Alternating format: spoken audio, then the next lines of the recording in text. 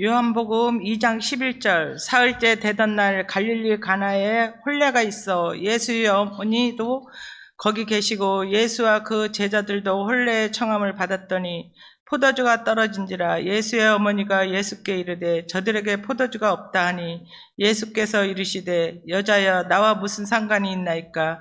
내 때가 아직 이르지 아니하나이다. 그의 어머니가 하인들에게 이르되 너희에게 무슨 말씀을 하시든지 그대로 하라 하니라. 거기에 유대인의 결정 예식을 따라 정결 예식을 따라 2-3통 드는 돌 항아리 6이 놓였는지라. 예수께서 그들에게 이르시되 항아리에 물을 채우라 하신즉 아기까지 채우니 이제는 떠서 연회장에 갖다 주라 하시매 갖다 주었더니 연회장은 물로 된 포도주를 맛보고도 어디서 났는지 알지 못하되 물 떠온 하인들은 알더라. 연회장에 신랑을 불러 말하되 사람마다 먼저 좋은 포도주를 내고 취한 후에 낮은 것을 내거늘 그대는 지금까지 좋은 포도주를 주었더라 하니라. 예수께서 이 첫 표적을 갈릴리 가나에서 행하여 그의 영광을 나타나심에 제자들이 그를 믿으니라. 성경은 하나님의 말씀입니다. 오늘은 부모님 주일이고 스승 주일입니다. 우리 부모님들이 걸어온 과거를 돌아보면 거친 파도 위를 걷는 것 같고 못 먹고 안 쓰고 오직 가정과 자녀를 위해서 살아온 그런 희생의 길이었습니다.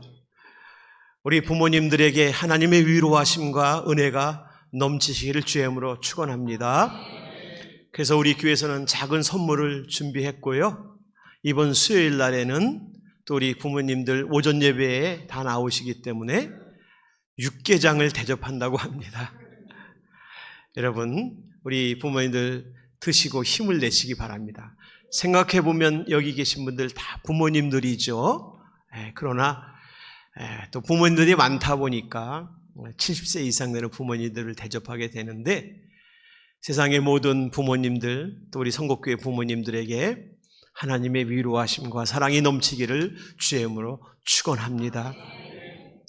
사랑하는 성도 여러분, 예수님께서 사역을 하실 때에 이 세상에서 일하실 때에 성도의 가정을 참 방문을 많이 하셨습니다. 그래서 그 성도의 가정의 사정이 어떤지 또 기도 제목이 어떤지 살피셨고 또 그곳에서 가정에서 하나님의 말씀 복음을 전파하셨습니다. 사랑하는 성도 여러분, 하나님이 내리신 가정은 이렇게 귀합니다. 그런데 여러분, 그 가정에 왜 그렇게 귀하냐? 바로 성도 여러분들, 주님을 섬기며 올곧게 믿음 생활하면서 하나님 한 분만을 바라보며 살아가시는 그리스도인 여러분이 있기 때문에 여러분의 가정은 우리 주님이 지금도 보고 계시고 지금도 사랑하시는 줄 믿으시길 주의 이름으로 축원합니다. 가정 생활을 하다 보면 서로의 연약하고 또 조금 허물도 보이고 흠도 보입니다. 그러나 여러분들 주님의 사랑의 마음으로 서로를 보듬고 서로에게 힘이 되면서 믿음의 반석의 가정을 세우시기를 주의 이름으로 축원합니다. 오늘 성가대가 찬양을 했는데 우리가 가는 길이 거친 바다와 같고 광야 같아도 거기에 주님이 계시기에 우리는 갈 수 있는 줄 믿습니다. 그런데 여러분, 그 주님은 여러분 바로 옆에 있는 사랑하는 가족, 남편과 아내와 또 부모님과 자녀들을 통해서 또 우리 성도들을 통해서 우리 주님은 나타나십니다. 서로를 잘 섬기고 힘이 되어주면서 우리 성곡교회 성도의 가정과 가족들은 세상의 그 어떤 풍파에도 흔들리지 않고 굳건히 서서 세상에 빛이 되는 가정 될 수 있기를 주의 이름으로 축원합니다. 또 우리 자녀들이 그렇게 신앙으로 양육된 자녀들이 세상에 나가서 어떤 일 무엇을 하든지 하나님의 계획과 뜻이 있음을 믿고 힘을 내서 세상을 변화시키는 하나님의 거룩한 젊은이들로 앞으로 더욱더 세상에 아름다운 모습으로 살아갈 수 있기를 주의 이름으로 축복합니다. 다 이것이 예수님께서 가정을 사랑하시기 때문에, 특별히 예수님의 첫 표적이라는 것은 기적이거든요. 기적은 사람이 할 수 없는 하나님이 하시는 일이거든요. 오늘 11절 마지막에 보면 예수님이 첫 번째 기적, 이 땅에 오셔서 첫 표적을 갈릴리 가나. 이 갈릴리 가나라는 것은 참 아름다운 이름이잖아요. 가나. 여러분 가나 초콜릿 아세요? 네. 그런데 그런 가나가 아니고 하나님 백성이 있는 그런 지역이다, 그런 뜻이에요. 하나님 나라를 섬기면서 믿음 생활하는 하나님의 가정이 있다는 곳이에요. 그곳에서 첫 번째 기적을 나타내셨어요. 그러니 여러분 가정이 얼마나 귀합니까? 그렇죠? 우리 가족이 얼마나 귀합니까? 우리는 TV나 세상에 다른 많은 그런 일들을 보면서 세상의 연예인이나 유명한 사람들은 우리가 귀하게 여겨요. 그런데 너무 흔하기 때문에 마치 물처럼 존재감도 없고 늘 곁에 있기 때문에 우리 가족의 소중함을 알지 못하는 때가 너무나 많습니다. 우리 여기 젊은이들, 우리 부모님들에게 존경한다는 그 말 한마디 한번 특별히 이 주간에 더 표현을 좀 해보시기를 부탁을 드리겠습니다. 우리 부모님들은 우리 자녀들을 얼마나 사랑하는지 여러분 믿음과 기도로 우리 자녀들을 믿음으로 지원할 수 있기를 주님으로 축원합니다. 예수님은 그렇게 한 가정에서 당신의 기적을 베푸시기를 얼마나 기뻐해 하셨는지 모릅니다. 그래서 예수님이 첫 번 기적이 그의 영광을 나타내셨다. 여러분, 하나님의 영광을 어디서 나타내셨다고요?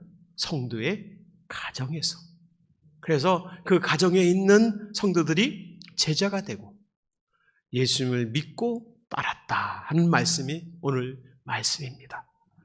오늘 말씀을 통해서 예수님이 얼마나 여러분들을 귀하게 여기시는지 여러분들이 소망을 얻고 세상으로 나가서 주님의 자녀로 승리할 수 있기를 주의 이름으로 축원합니다.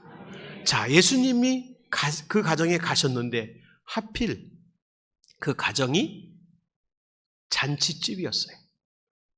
그런데 더 하필 이 잔치집에 우리가 잘 아는 포도주가 떨어졌어요. 예수님이 가셨는데 하필이면 잔치집이 갑자기 이 분위기가 팍 떨어져가지고 다들 웅성웅성했습니다. 우리 한번 3절 말씀 다 함께 읽겠습니다. 시작. 포도주가 떨어진지라 예수의 어머니가 예수에게 이르되 저들에게 포도주가 없다 하니. 이 말씀을 보면 포도주가 떨어졌으니까 여러 가지 방법을 찾았을 거 아닙니까? 인간적인 방법도 찾고 어디서 구해보려고 해도, 그런데 방법이 없는 거예요. 그래서 가족 중에 누구 하나가 예수님이 계신 걸 보니까 예수님한테 말씀을 드려야 되는데 예수님한테 직접 말씀드리기는 조금 어색했던 모양입니다. 그래서 어머니에게 부탁을 한 모양입니다.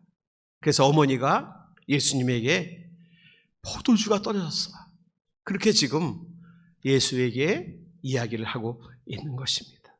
여러분, 이 잔치집이 갑자기 이제 마치 초상집처럼 기쁨이 사라진 거예요. 여러분, 이 말씀이 의미하는 것이 뭘까요?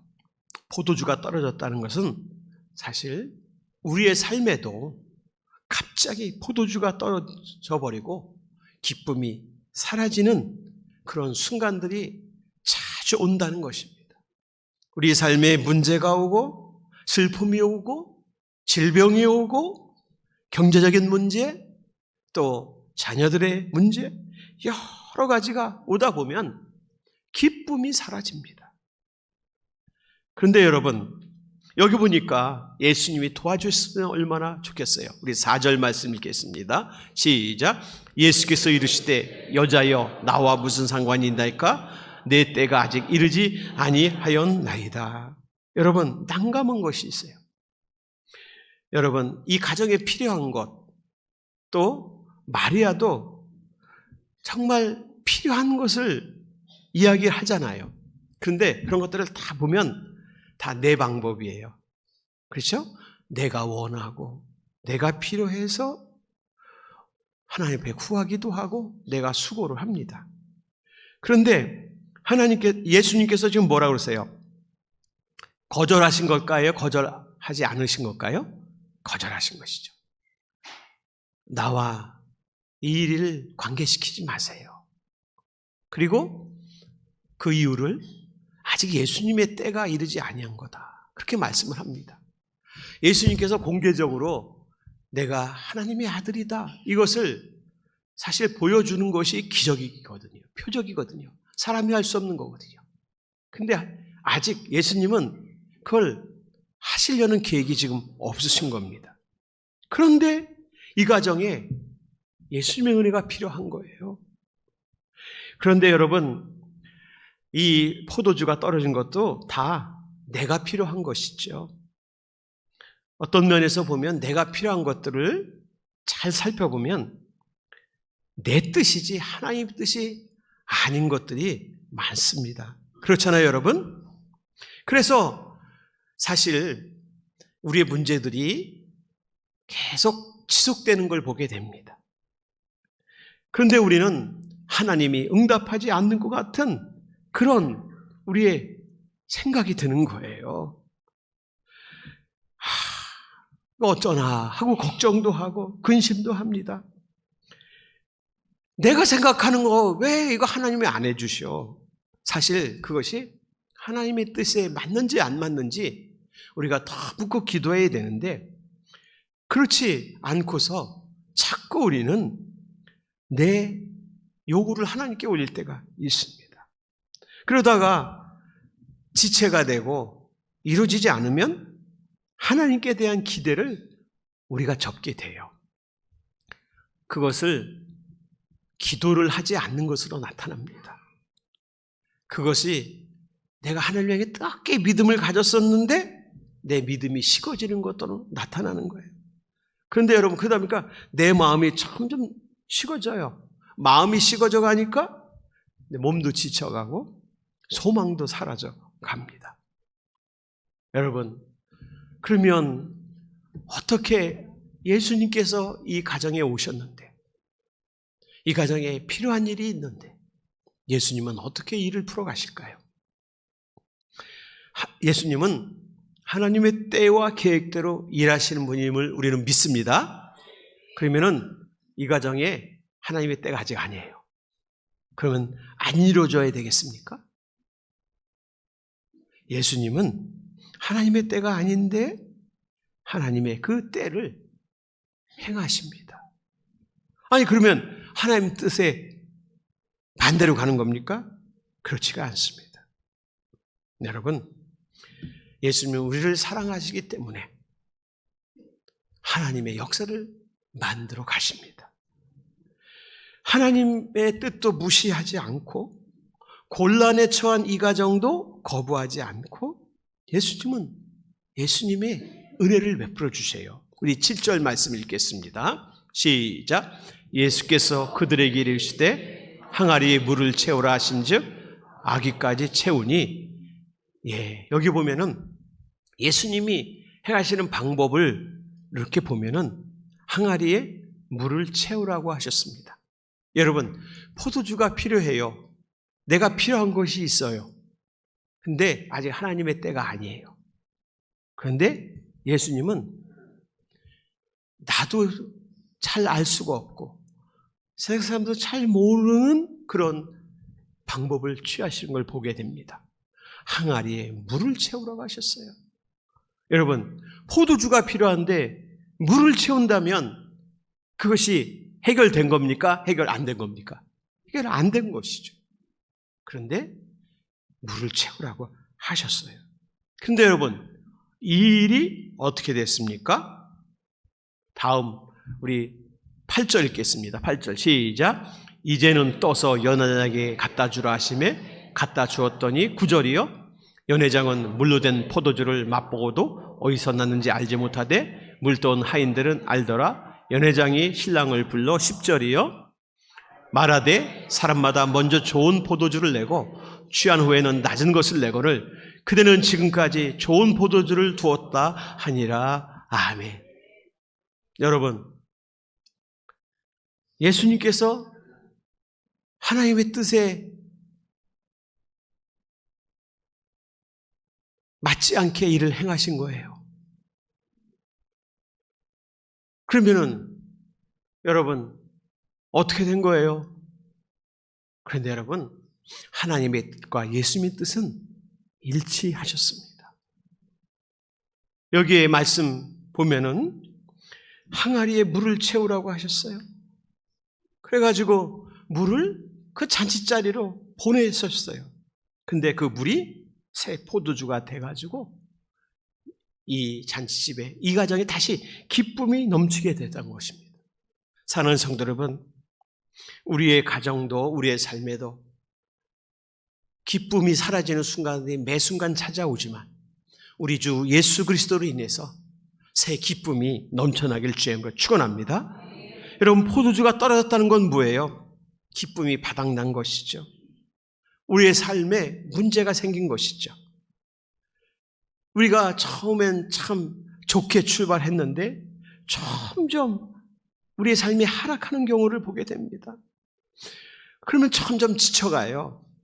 여러분, 그렇다고 낙담할 필요가 없습니다. 여러분, 절망할 필요가 없습니다. 왜냐하면 예수님이 계시기 때문에 그렇습니다. 여러분, 예수님으로 인해서 새로운 삶의 기쁨이, 소망이 열려지길 주님으로 축원합니다. 근데 주님은 이 자리에 있는 모두에게 주님의 은혜를 알아볼 수 있게 일을 하지 않으셨어요. 주님이 융통성을 발휘했잖아요. 아직 하나님의 뜻이 아닌데 이 가정에 너무 필요해요. 필요한 것을 채우시는 것이 하나님의 사랑이에요. 하나님의 방법이에요. 그런데 이렇게 융통성을 발휘하면서도 하나님은 모두와 일하지 않으셨어요. 하나님이 일하신 그런 사람들이 있습니다. 5절에 보면 마리아입니다. 마리아는 어떤 일을 하였습니까? 마리아가 사람들에게 말하는 거예요. 예수님이 내 때가 아니다. 그렇게 지금 이야기한 것을 다 듣고 있습니다.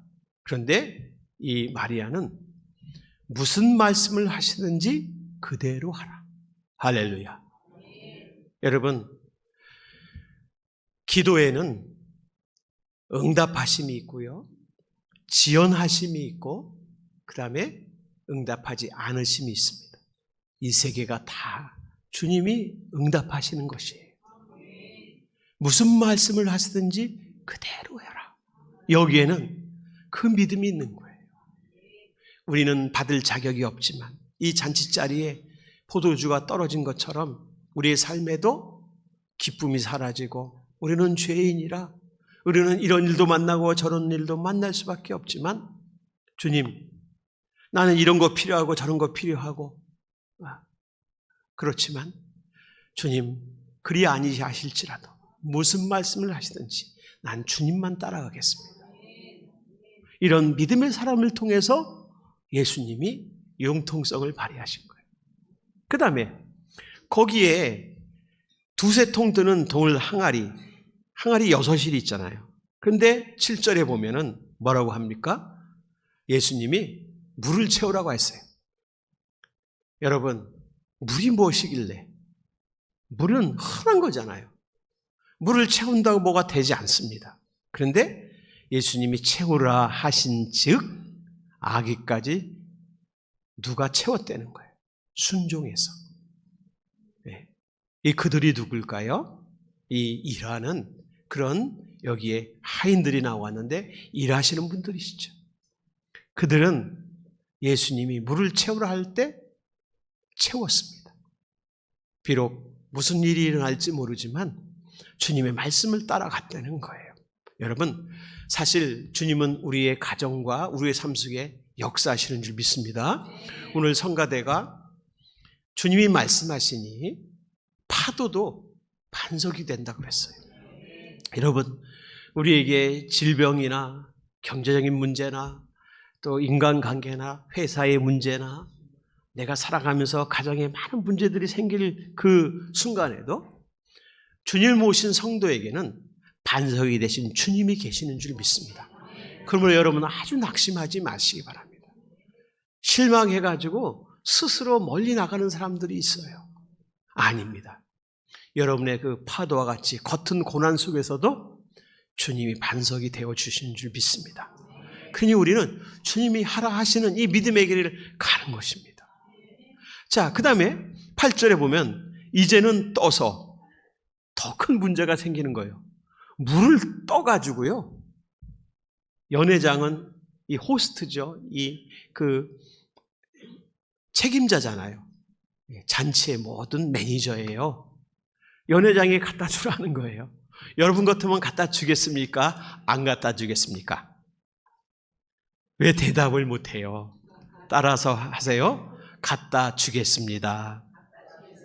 주님 말씀하시니. 여러분 여기 보세요. 우리는 물이라든지 아니면 우리의 물 같은 상황들이 있잖아요. 그런 많은 상황들, 부족한 상황들, 이런 것을 가지고 어떤 때는 담대하게 나가지 못할 때가 있어요. 여러분, 예수님이 왜 물을 포도주로 만드시고 그걸 갖다 주라고 하셨을까요? 여러분, 주의 성도를 사랑하시기 때문에 이 일을 하신 줄 믿으시길 주의 이름으로 축원합니다. 그러니까 갖다 주라 할 때 갖다 주는 이건 큰 헌신이에요. 그래서 우리의 눈에 안 보여도 찬송에 있지 않습니까? 우리 눈에 안 보여도 걸어가세요. 믿음만을 가지고 사랑하는 성도 여러분, 주님이 함께 하심을 믿으시길 주의 이름으로 축원합니다. 제가 읽은 책 중에 존 비비어라고 하는 사람이 무엇이 선인가 그런 책이 있는데요. 이 책을 지으면서 그 사람이 간증하는 내용이 나와요. 유명한 그런 영성 작가예요. 우리나라에도 많이 번역이 됐고 그리고 세계적으로 많이 알려진 그러한 우리 그리스도인 작가죠. 성도들에게 많은 은혜를 끼치는 사람이죠. 그런데 자기가 유명한 작가가 된 그런 이야기를 이렇게 하는 내용이 나옵니다. 고등학교 때까지 글쓰기는 항상 100점 중에 몇 점을 맞았을까요? 유명한 작가니까? 아니에요. 45점을 맞았대요. 50점을 넘어본 적이 없대요. 그래서 고등학교 때부터 그리고 대학 가서도 그렇고 자기의 가장 정말 정말 단점 중에 하나는 글을 못 쓰는 거예요. 글을 또 창조적으로 쓰지 못하는 거예요. 그래서 이 글 쓰는 과제는 매번 낙제를 맞았대요. 그런데 어느 날 그가 기도하는 중에 마음속에서 하나님께서 네가 나의 책을 쓰길 원한다.